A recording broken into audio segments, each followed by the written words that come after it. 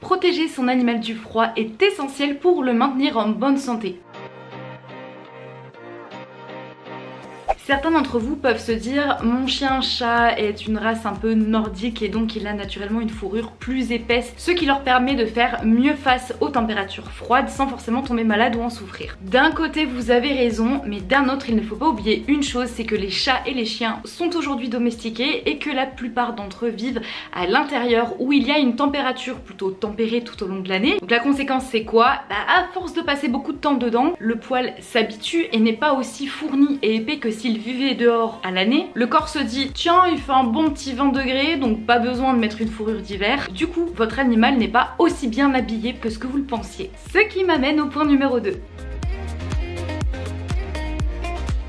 N'hésitez pas à utiliser des protections si vous partez en excursion aventure avec votre chien ou votre chat ou que votre chat a l'habitude de sortir tous les jours. Si ces derniers ont le poil ras, qu'ils sont un petit peu fragiles, âgés, n'ayez pas honte d'utiliser des gilets ou des manteaux. En cas de grosse sortie dans la neige par exemple, il y a des petits chaussons qui existent pour les chiens. Que je sache, il n'y en a pas pour les chats. Peut-être, je sais pas, faut que je regarde, qui vont permettre de protéger les coussinets. Si vous n'en avez pas ou que votre animal ne les supporte pas, il y a toujours la solution baume pour bien préserver les coussinets, pour éviter deux choses. La première, les engelures, et la deuxième, les petites boules de neige qui vont se former et s'agglomérer comme ça entre les coussinets, qui peuvent causer des saignements et être assez douloureux à supporter.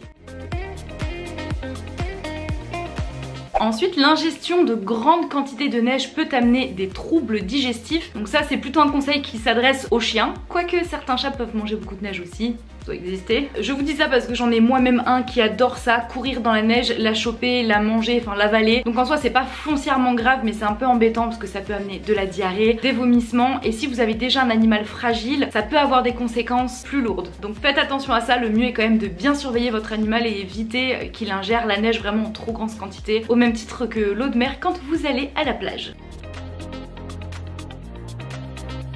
En hiver, il est courant que des chats se réfugient sous le capot ou sous les ailes des véhicules. Ça les protège du vent, ça les tient au chaud. Bref, c'est une planque idéale et adorée des félins. Donc au moindre doute, surtout si votre véhicule est garé en extérieur en cas de gel, prenez votre temps et vérifiez. Parce que si vous démarrez votre véhicule, ça peut entraîner la mort du chat et ça peut également endommager votre véhicule. Donc pour éviter l'un comme l'autre, on prend le temps de bien vérifier, sachant que la plupart du temps, un coup sec avec la main plate comme ça sur le capot devrait suffire à faire fuir le clandestin. Le but n'est pas d'être paranoïaque, mais pensez à avoir des petits gestes qui peuvent nous éviter la case vétérinaire. J'espère que ces conseils auront pu vous aider. Si c'est le cas, n'hésitez pas à liker cette vidéo. Moi je vous fais de gros bisous et on se retrouve la semaine prochaine pour une nouvelle vidéo à Sur au poil.